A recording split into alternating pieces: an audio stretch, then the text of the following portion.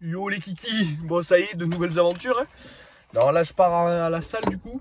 Donc là je vais aller dans une nouvelle salle clairement.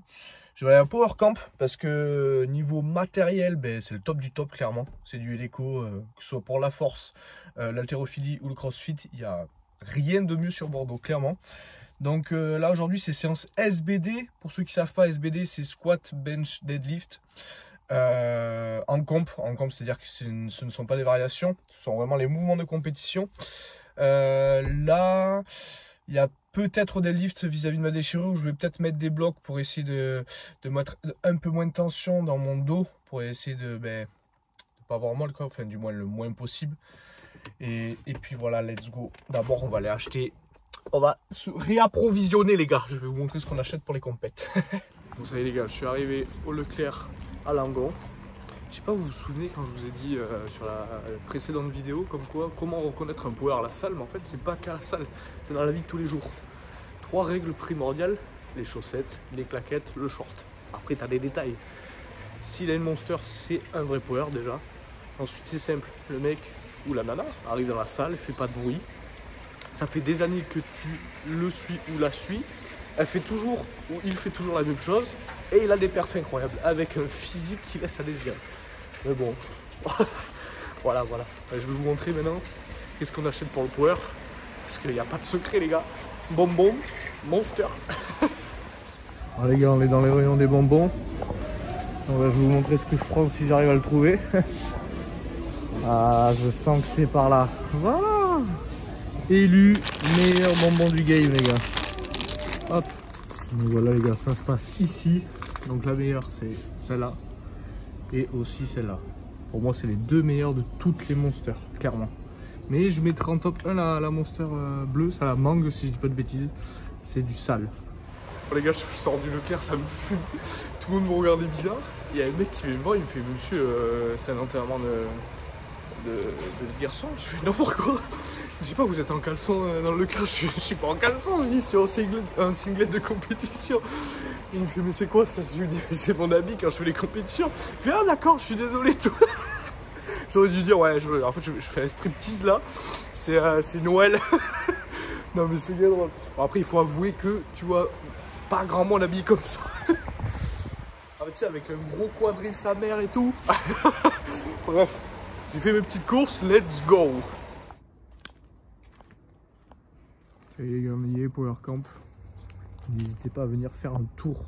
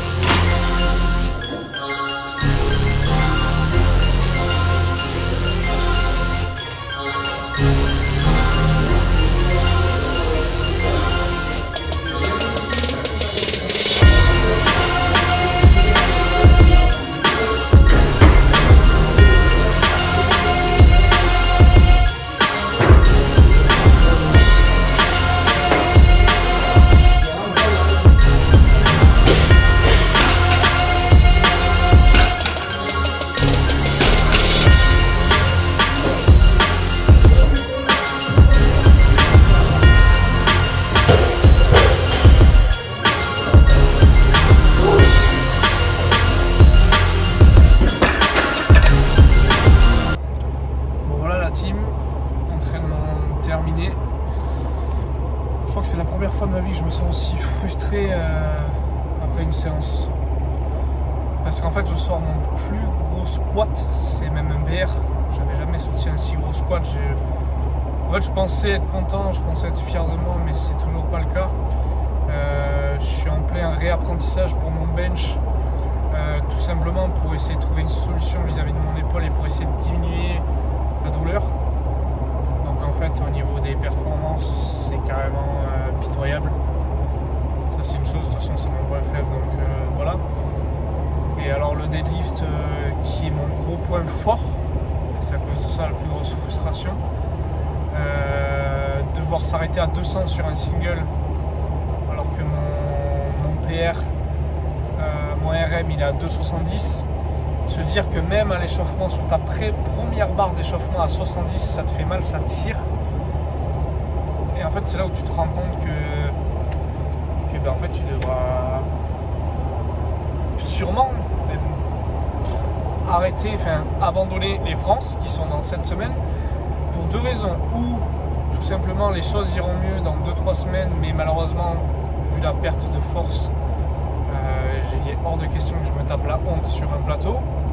Ou les choses ne vont pas mieux et je serai incapable de faire du deadlift. Donc en fait je sais pas ce que c'est le pire, parce que malheureusement je vais devoir arrêter le deadlift, là il n'y a pas de secret, c'est juste plus possible.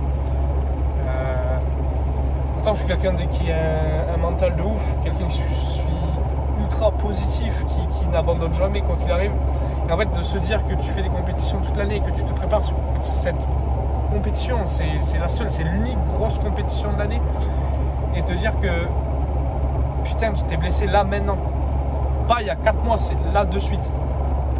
Donc ouais certes, tout le temps je me dis quand tu penses abandonner, repense à pourquoi tu as commencé.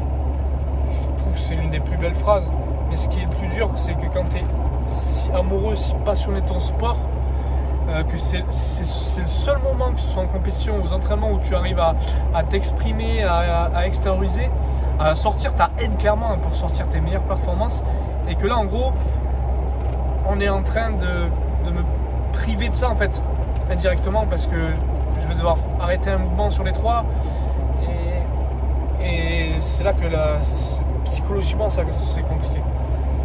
Donc écoutez, on verra bien comment ça se passe par la suite. Je vous tiendrai au courant, et j'en profite pour remercier toutes les personnes qui me donnent une force incroyable à travers les réseaux. C'est ouf. Enfin bref, merci à tous et à bientôt.